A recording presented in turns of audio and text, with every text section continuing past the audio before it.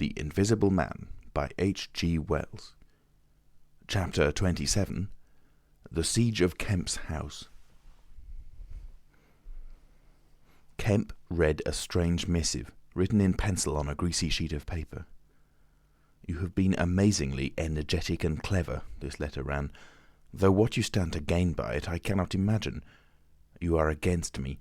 For a whole day you have chased me. You have tried to rob me of a night's rest.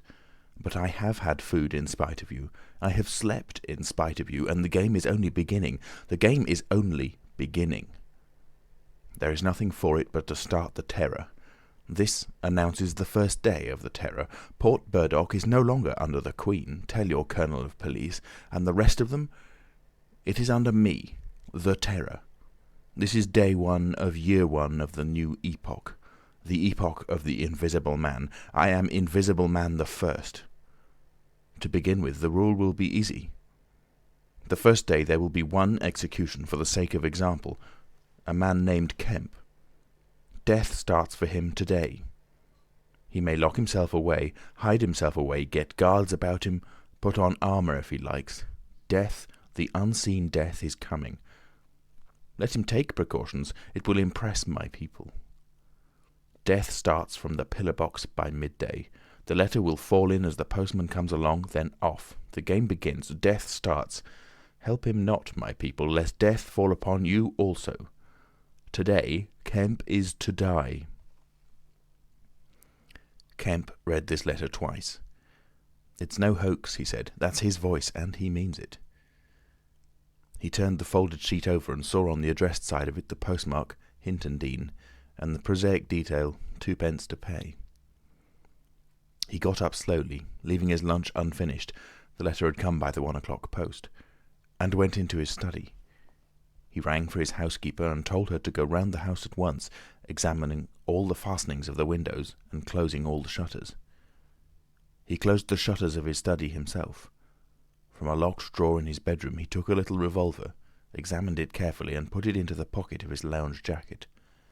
He wrote a number of brief notes, one to Colonel Adye, gave them to his servant to take, with explicit instructions as to her way of leaving the house. "There is no danger," he said, and added a mental reservation, "to you." He remained meditative for a space after doing this, and then returned to his cooling lunch. He ate with gaps of thought. Finally he struck the table sharply. "We will have him," he said, "and I am the bait. He will come too far." He went up to the belvedere, carefully shutting every door after him. "It's a game," he said, "an odd game, but the chances are all for me, Mr. Griffin, in spite of your invisibility. Griffin contra mundum, with a vengeance." He stood at the window, staring at the hot hillside. He must get food every day, and I don't envy him. Did he really sleep last night? Out in the open somewhere, secure from collisions. I wish we could get some good, cold, wet weather instead of the heat. He may be watching me now. He went to close the window. Something rapped smartly against the brickwork over the frame and made him start violently back. "I'm getting nervous," said Kemp. But it was 5 minutes before he went to the window again. "It must have been a sparrow," he said. Presently he heard the front doorbell ringing and hurried downstairs. He unbolted and unlocked the door, examined the chain, put it up, and opened cautiously without showing himself. A familiar voice hailed him. It was Adye.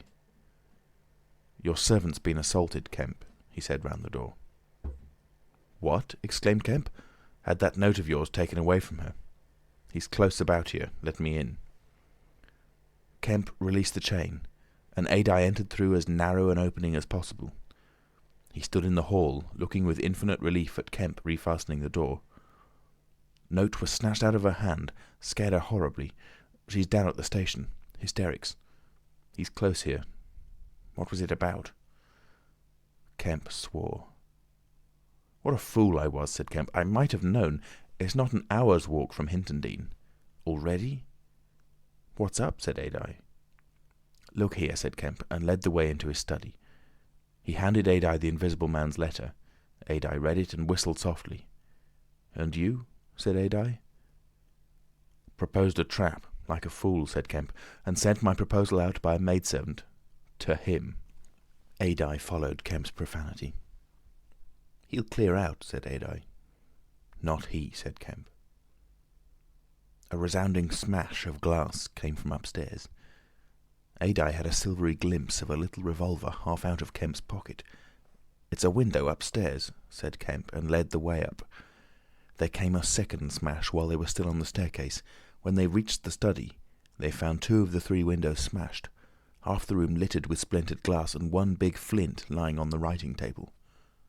The 2 men stopped in the doorway, contemplating the wreckage. Kemp swore again, and as he did so, the 3rd window went with a snap like a pistol, hung starred for a moment, and collapsed in jagged, shivering triangles into the room. "What's this for?" said Adye. "It's a beginning," said Kemp. "There's no way of climbing up here." "Not for a cat," said Kemp. "No shutters?" "Not here. All the downstairs room."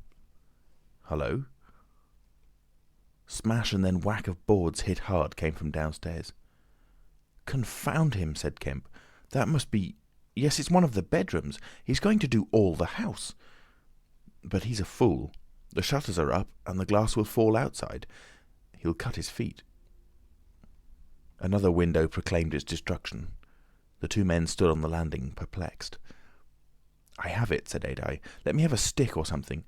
I'll go down to the station and get the bloodhounds put on. That ought to settle him. They're hard by, not 10 minutes."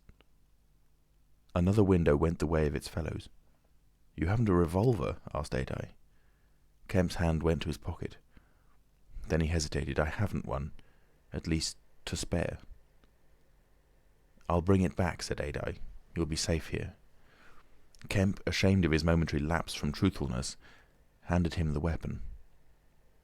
"Now for the door," said Adye. As they stood hesitating in the hall, they heard one of the first-floor bedroom windows crack and clash. Kemp went to the door and began to slip the bolts as silently as possible. His face was a little paler than usual. "You must step straight out," said Kemp. In another moment, Adye was on the doorstep and the bolts were dropping back into the staples. He hesitated for a moment, feeling more comfortable with his back against the door. Then he marched, upright and square, down the steps. He crossed the lawn and approached the gate. A little breeze seemed to ripple over the grass. Something moved near him. "Stop a bit," said a voice. And Adye stopped dead, and his hand tightened on the revolver. "Well?" said Adye, white and grim, and every nerve tense. "Oblige me by going back to the house," said the voice, as tense and grim as Adye's. "Sorry," said Adye a little hoarsely, and moistened his lips with his tongue. The voice was on his left front, he thought. Suppose he were to take his luck with a shot. "What are you going for?" said the voice, and there was a quick movement of the 2, and a flash of sunlight from the open lip of Adye's pocket. Adye desisted and thought. "Where I go," he said slowly, "is my own business." The words were still on his lips when an arm came round his neck, his back felt a knee, and he was sprawling backward. He drew clumsily and fired absurdly, and in another moment he was struck in the mouth, and the revolver wrested from his grip. He made a vain clutch at a slippery limb, tried to struggle up, and fell back. "Damn," said Adye. The voice laughed. "I'd kill you now if it wasn't the waste of a bullet," he said. He saw the revolver in mid-air, 6 feet off, covering him. "Well?" said Adye, sitting up. "Get up," said the voice. Adye stood up. "Attention," said the voice, and then fiercely, "Don't try any games. Remember, I can see your face, if you can't see mine. You've got to go back to the house." "He won't let me in," said Adye. "That's a pity," said the Invisible Man. "I've got no quarrel with you." Adye moistened his lips again. He glanced away from the barrel of the revolver and saw the sea far off, very blue and dark under the midday sun, the smooth green down, the white cliff of the head and the multitudinous town, and suddenly he knew that life was very sweet. His eyes came back to this little metal thing hanging between heaven and earth 6 yards away.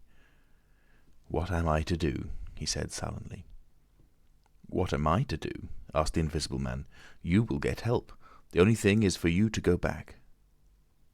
"I will try. If he lets me in, will you promise not to rush the door?" "I've got no quarrel with you," said the voice. Kemp had hurried upstairs after letting Adye out, and now, crouching among the broken glass and peering cautiously over the edge of the study window-sill, he saw Adye stand parleying with the unseen. "Why doesn't he fire?" whispered Kemp to himself. Then the revolver moved a little, and the glint of the sunlight flashed in Kemp's eyes. He shaded his eyes and tried to see the source of the blinding beam. "Surely," he said, "Adye has given up the revolver." "Promise not to rush the door," Adye was saying.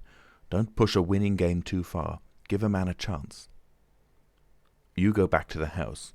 I tell you flatly, I will not promise anything." Adye's decision seemed suddenly made.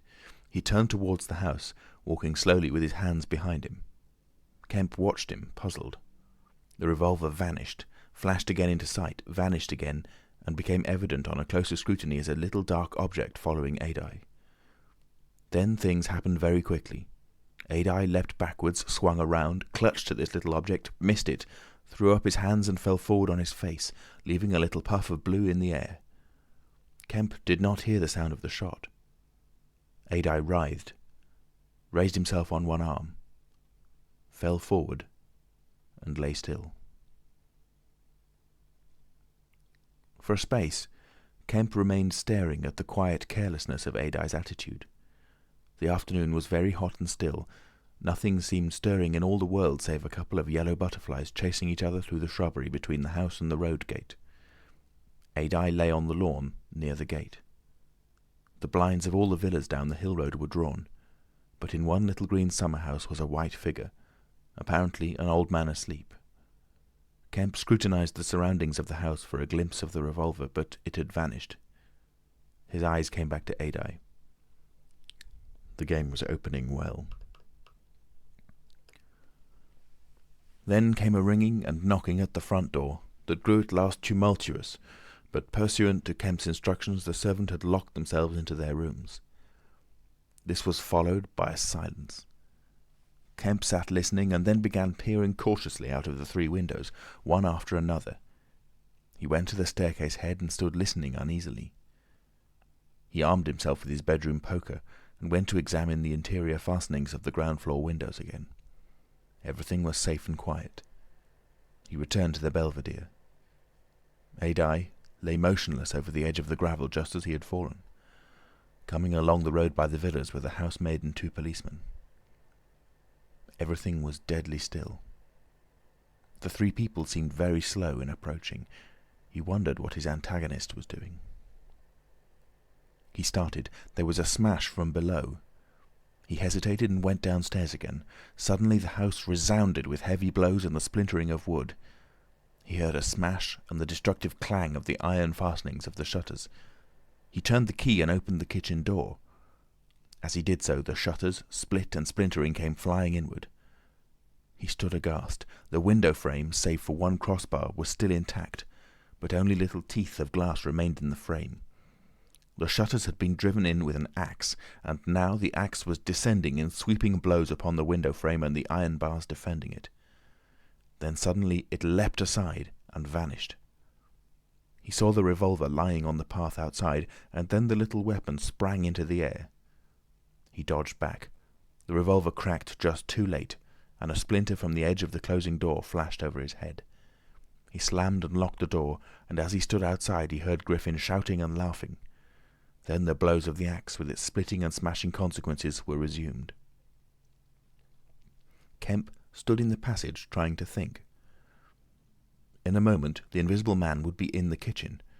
This door would not keep him a moment, and then... A ringing came at the front door again. It would be the policeman. He ran into the hall, put up the chain and drew the bolts. He made the girl speak before he dropped the chain, and the three people blundered into the house in a heap, and Kemp slammed the door again. "The Invisible Man," said Kemp. "He has a revolver with 2 shots left. He's killed Adye. Shot him anyhow. Didn't you see him on the lawn? He's lying there." "Who?" said one of the policemen. "Adye," said Kemp. "We came in the back way," said the girl. "What's that smashing?" asked one of the policemen. "He's in the kitchen, or will be. He's found an axe." Suddenly the house was full of the Invisible Man's resounding blows on the kitchen door. The girl stared towards the kitchen, shuddered, and retreated into the dining room. Kemp tried to explain in broken sentences. They heard the kitchen door give. "This way," said Kemp, starting into activity, and bundled the policeman into the dining room doorway. "Poker," said Kemp, and rushed to the fender. He handed the poker he had carried to the policeman, and the dining room one to the other. He suddenly flung himself backward. "Whoop!" said one policeman, ducked, and caught the axe on his poker. The pistol snapped his penultimate shot, and ripped a valuable Sidney Cooper.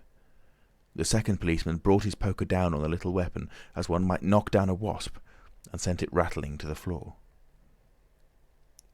At the first clash, the girl screamed, stood screaming for a moment by the fireplace, and then ran to open the shutters, possibly with an idea of escaping by the shattered window. The axe receded into the passage, and fell to a position about 2 feet from the ground. They could hear the Invisible Man breathing. "Stand away, you two. I want that man Kemp." "We want you," said the first policeman, making a quick step forward and wiping with his poker at the voice. The Invisible Man must have started back, and he blundered into the umbrella stand. Then, as the policeman staggered with the swing of the blow he had aimed, the Invisible Man countered with the axe. The helmet crumpled like paper, and the blow sent the man spinning to the floor at the head of the kitchen stairs. But the second policeman, aiming behind the axe with his poker, hit something soft that snapped. There was a sharp exclamation of pain, and then the axe fell to the ground. The policeman wiped again at vacancy and hit nothing. He put his foot on the axe and struck again. Then he stood, poker clubbed, listening intent for the slightest movement. He heard the dining room window open and a quick rush of feet within. His companion rolled over and sat up, with blood running down between his eye and ear. "Where is he?" asked the man on the floor. "Don't know. I've hit him. He's standing somewhere in the hall, unless he's slipped past you. Dr. Kemp, sir?" Pause. "Dr. Kemp!" cried the policeman again. The second policeman began struggling to his feet. He stood up. Suddenly the faint pad of bare feet on the kitchen stairs could be heard. "Yap!" cried the first policeman, and incontinently flung his poker. It smashed a little gas bracket. He made as if he would pursue the Invisible Man downstairs. Then he thought better of it and stepped into the dining room. "Dr. Kemp," he began, and stopped short. "Dr. Kemp's a hero," he said, as his companion looked over his shoulder. The dining room window was wide open, and neither housemaid nor Kemp was to be seen. The second policeman's opinion of Kemp was terse and vivid. Chapter 28. The Hunter Hunted. Mr. Heelas, Mr. Kemp's nearest neighbour among the villa holders, was asleep in his summer house when the siege of Kemp's house began. Mr. Heelas was one of the sturdy minority who refused to believe in all this nonsense about an invisible man. His wife, however, as he was subsequently to be reminded, did. He insisted on walking about his garden just as if nothing was the matter, and he went to sleep in the afternoon in accordance with the custom of years. He slept through the smashing of the windows, and then woke up suddenly with a curious persuasion of something wrong. He looked across at Kemp's house, rubbed his eyes, and looked again. Then he put his feet to the ground and sat listening. He said he was damned, but still the strange thing was visible. The house looked as though it had been deserted for weeks after a violent riot. Every window was broken, and every window, save those of the Belvedere study, was blinded by the internal shutters. "I could have sworn it was all right." He looked at his watch. 20 minutes ago. He became aware of a measured concussion and the clash of glass far away in the distance. And then as he sat open-mouthed came a still more wonderful thing. The shutters of the drawing-room window were flung open violently, and the housemaid, in her outdoor hat and garments, appeared struggling in a frantic manner to throw up the sash. Suddenly a man appeared beside her, helping her. Dr. Kemp. In another moment the window was open, and the housemaid was struggling out. She pitched forward and vanished among the shrubs. Mr. Heelas stood up, exclaiming vaguely and vehemently at all these wonderful things. He saw Kemp stand on the sill, spring from the window, and reappear almost instantaneously running along a path in the shrubbery and stooping as he ran, like a man who evades observation. He vanished behind a laburnum and appeared again clambering over a fence that abutted on the open down. In a second he had tumbled over and was running at tremendous pace down the slope towards Mr. Heelas. "Lord!" cried Mr. Heelas, struck with an idea. "It's that invisible man brute! It's right after all!" With Mr. Heelas, to think things like that was to act, and his cook watching him from the top window was amazed to see him come pelting towards the house at a good 9 miles an hour. There was a slamming of doors, a ringing of bells, and the voice of Mr. Heelas bellowing like a bull. "Shut the doors! Shut the windows! Shut everything! The invisible man is coming!" Instantly the house was full of screams and directions and scurrying feet. He ran himself to shut the French windows that opened on the veranda. As he did so, Kemp's head and shoulders and knee appeared over the edge of the garden fence. In another moment, Kemp had ploughed through the asparagus and was running across the tennis lawn to the house. "You can't come in," said Mr. Heelas, shutting the bolts. "I'm very sorry if he's after you, but you can't come in." Kemp appeared with a face of terror close to the glass, rapping and then shaking frantically at the French window. Then, seeing his efforts were useless, he ran along the veranda, vaulted the end, and went to hammer at the side door. Then he ran around by the side gate to the front of the house, and so into the hill road. And Mr. Heelas, staring from his window, a face of horror, had scarcely witnessed Kemp vanish ere the asparagus was being trampled this way and that by feet unseen. At that Mr. Heelas fled precipitately upstairs, and the rest of the chase is beyond his purview. But as he passed the staircase window, he heard the side gate slam. Emerging into the hill road, Kemp naturally took the downward direction, and so it was he came to run in his own person the very race he had watched with such a critical eye from the Belvedere study only 4 days ago. He ran it well for a man out of training, and though his face was white and wet, his wits were cool to the last.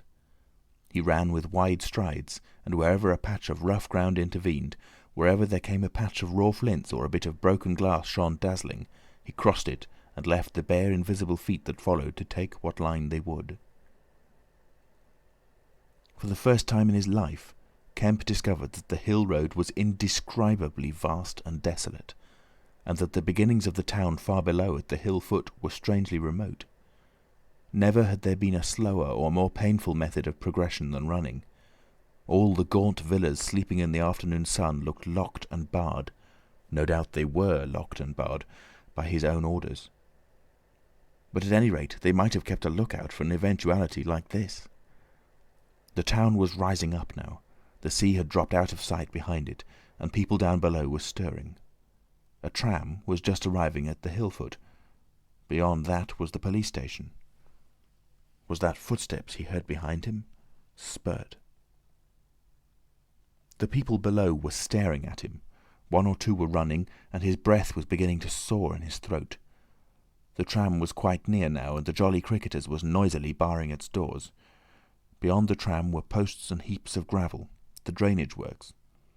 He had a transitory idea of jumping into the tram and slamming the doors, and then he resolved to go for the police station.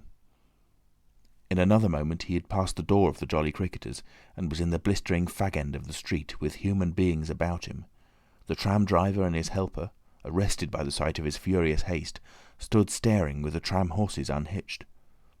Further on, the astonished features of navvies appeared above the mounds of gravel. His pace broke a little, and then he heard the swift pad of his pursuer and leapt forward again. "The invisible man!" he cried to the navvies with a vague indicative gesture, and by an inspiration leapt to the excavation and placed a burly group between him and the chase. Then, abandoning the idea of the police station, he turned into a little side street, rushed by a greengrocer's cart, hesitated for the 10th of a second at the door of a sweetstuff shop, and then made for the mouth of an alley that ran back into the main hill street again. 2 or 3 little children were playing here, and shrieked and scattered at his apparition, and forthwith doors and windows opened, and excited mothers revealed their hearts. Out he shot into Hill Street again, 300 yards from the tram line end, and immediately he became aware of a tumultuous vociferation and running people. He glanced up the street towards the hill. Hardly a dozen yards off ran a huge navvy, cursing in fragments and slashing viciously with a spade, and hard behind him came the tram conductor with his fists clenched. Up the street others followed these too, striking and shouting. Down towards the town men and women were running, and he noticed clearly one man coming out of a shop door with a stick in his hand. "Spread out! Spread out!" cried someone. Kemp suddenly grasped the altered condition of the chase. He stopped and looked around, panting. "He's close here!" he cried. "Form a line across—" He was hit hard under the ear and went reeling, trying to face round towards his unseen antagonist. He just managed to keep his feet, and he struck a vain counter in the air. Then he was hit again under the jaw and sprawled headlong on the ground.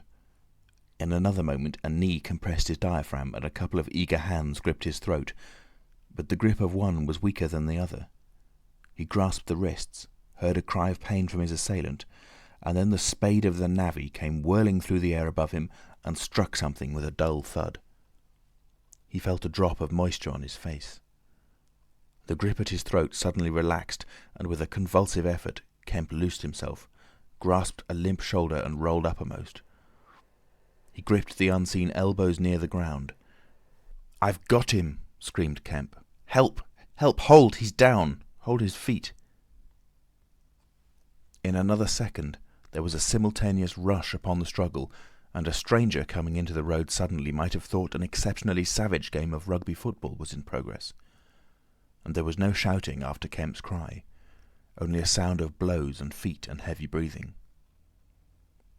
Then came a mighty effort, and the invisible man threw off a couple of his antagonists and rose to his knees. Kemp clung to him in front like a hound to a stag, and a dozen hands gripped, clutched, and tore at the unseen.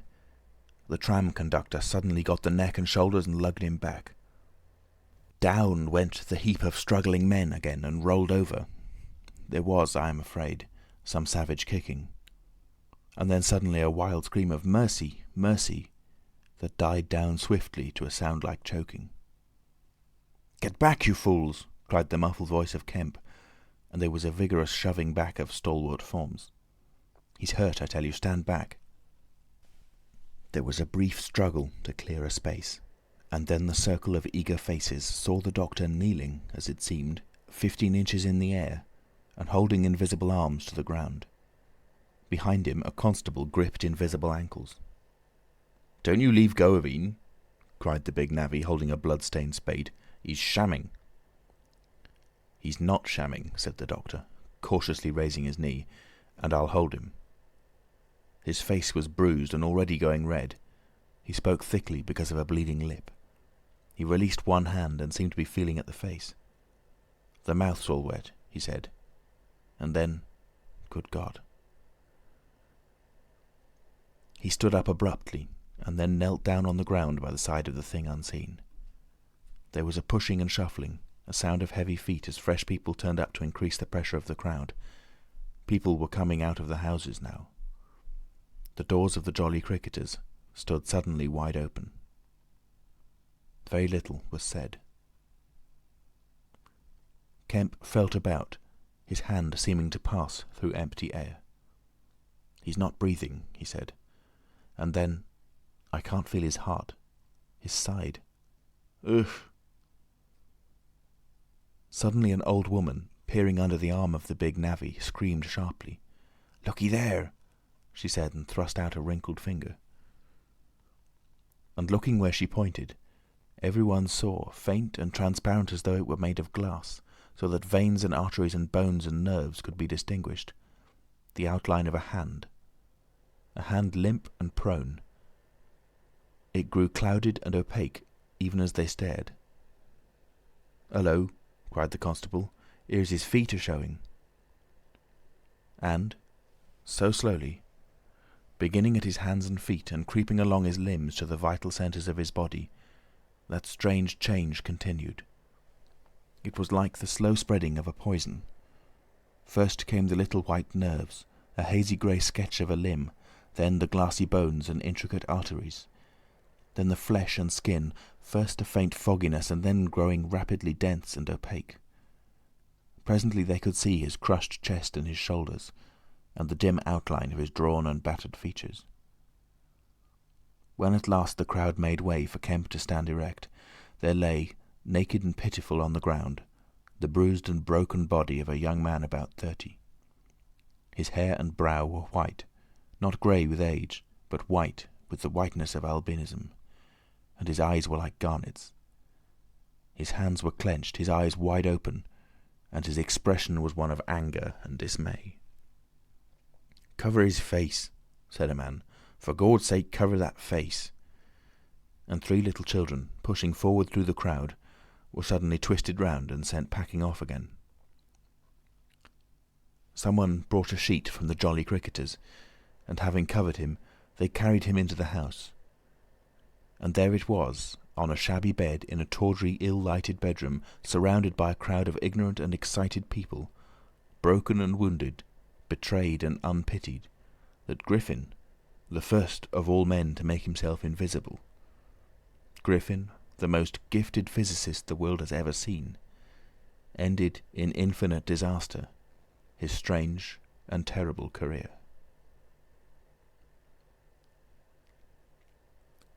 The Epilogue. So ends the story of the strange and evil experiments of the Invisible Man. And if you would learn more of him, you must go to a little inn near Port Stowe and talk to the landlord. The sign of the inn is an empty board save for a hat and boots, and the name is the title of this story. The landlord is a short and corpulent little man with a nose of cylindrical proportions, wiry hair, and a sporadic rosiness of visage. Drink generously, and he will tell you generously of all the things that happened to him after that time, and of how the lawyers tried to do him out of the treasure found upon him. "When they found they couldn't prove whose money was which, I'm blessed," he says. "If they didn't try to make me out a blooming treasure trove, do I look like a treasure trove? And then a gentleman gave me a guinea a night to tell a story at the Empire Music Hall, just to tell him all in my own words, barring one." And if you want to cut off the flow of his reminiscences abruptly, you can always do so by asking if there weren't 3 manuscript books in the story. He admits there were, and proceeds to explain, with asseverations that everybody thinks he has 'em, but bless you, he hasn't. The Invisible Man it was took 'em off to hide 'em when I cut and ran for Port Stowe. It's that Mr. Kemp put people on with the idea of my having 'em. And then he subsides into a pensive state, watches you furtively, bustles nervously with glasses, and presently leaves the bar. He is a bachelor man. His tastes were ever bachelor, and there are no women folk in the house. Outwardly he buttons, it is expected of him, but in his more vital privacies, in the matter of braces, for example, he still turns to string. He conducts his house without enterprise, but with eminent decorum. His movements are slow, and he is a great thinker, but he has a reputation for wisdom and for a respectable parsimony in the village, and his knowledge of the roads of the south of England would beat Cobbett. And on Sunday mornings, every Sunday morning, all the year round, while he is closed to the outer world, and every night after 10, he goes into his bar parlour, bearing a glass of gin faintly tinged with water, and having placed this down, he locks the door and examines the blinds, and even looks under the table. And then, being satisfied of his solitude, he unlocks the cupboard and a box in the cupboard and a drawer in that box, and produces 3 volumes bound in brown leather, and places them solemnly in the middle of the table. The covers are weather-worn and tinged with an algal green, for once they sojourned in a ditch, and some of the pages have been washed blank by dirty water. The landlord sits down in an armchair, fills a long clay pipe slowly, gloating over the books the while. Then he pulls one towards him and opens him, and begins to study it, turning over the leaves backwards and forwards. His brows are knit, and his lips move painfully. X, a little too up in the air, cross, and a fiddle-de-dee.